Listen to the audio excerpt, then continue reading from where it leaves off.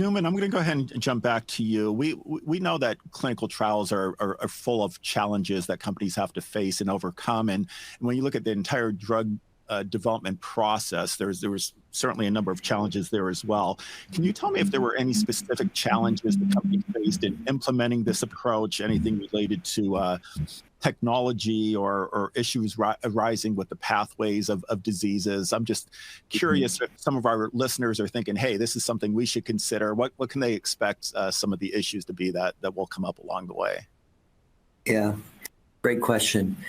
So I'll break that out into some of the challenges that we've had, or some of the challenges that we are working through, and some of the diseases that we're tackling now, and then some of the challenges that we're facing in terms of developing key technology. So first, the diseases.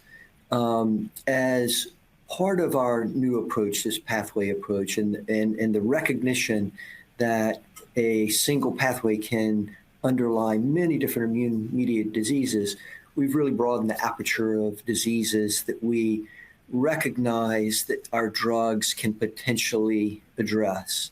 And so this has taken us into diseases that we have not studied before, and oftentimes these diseases are much more difficult to actually study. We've coined the phrase new and difficult diseases.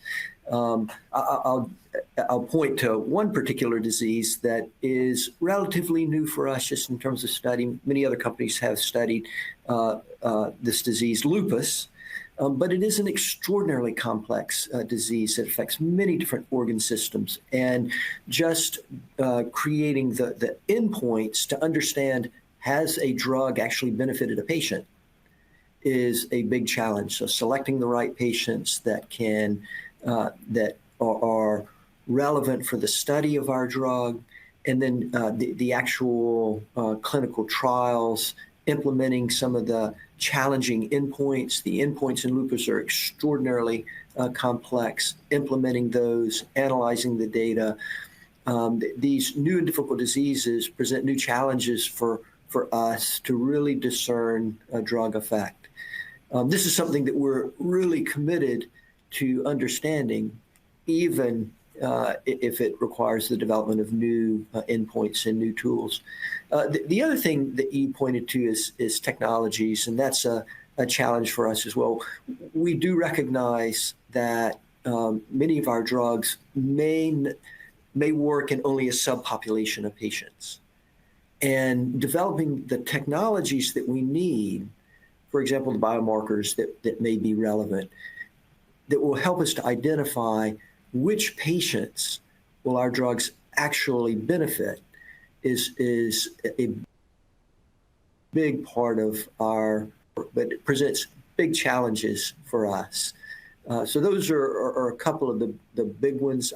I'll ask Terence, Lloyd, your thoughts on some of the challenges that you've seen that we've been facing. Thanks, Newman. I suppose for me, I would flag the big challenge of bridging the gap between where we are today and where we want to be for immune-mediated disease. We've made a tremendous amount of headway over the last 20 years, as we highlighted earlier in the discussion, Ed, particularly in the big diseases in rheum, derm, and GI. But there are maybe 30 million plus people still living with moderate to severe forms of these disorders, and perhaps 1 in 10 at best are at target, the conventional target being a state of remission.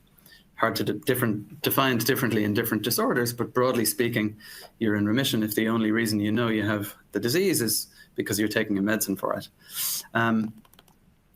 So that's the big challenge for me. To get a little bit more specific and useful for you, Ed, I'd flag enrollment of trials, and I would flag handling the masses of data that now come our way compared to during drug development 20 years ago.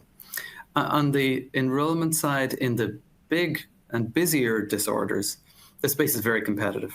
Often these diseases are fairly prevalent, so the diseases are not rare, but competition is intense to enroll patients in clinical trials for potential new medicines across different sponsors. And on the integrating data side of things, I would say, although today there's an unparalleled understanding of how diseases work and far more information about basic disease and translational biology, there's a challenge pulling all of that information together into a coherent picture that helps us improve our bets about which medicines might have an optimal benefit risk. And I'll kind of pull both teams together under the banner of technology to the rescue as a solution. So on the enrollment side of things, we're investing heavily and closely partnered with our data sciences group, using a very data-driven approach to patient finding, in particular in those big and busy disorders.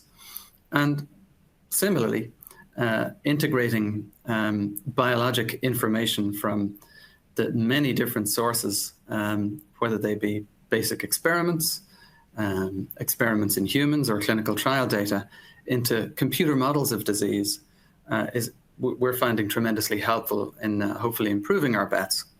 I'll say in terms of the bets that we do make for targeted therapeutics in the current generation of offerings in our portfolio, Newman highlighted the topics of precision medicine, right drug for the right patient at the right time, and perhaps combination therapies. In some instances, patients may require combinations of more than one advanced therapy for optimal benefit risk for them.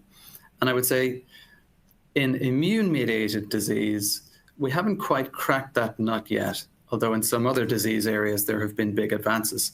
We're investing heavily there also, so we feel that they may be important paths to really raising the bar for patients in our disorders, and we're making headway.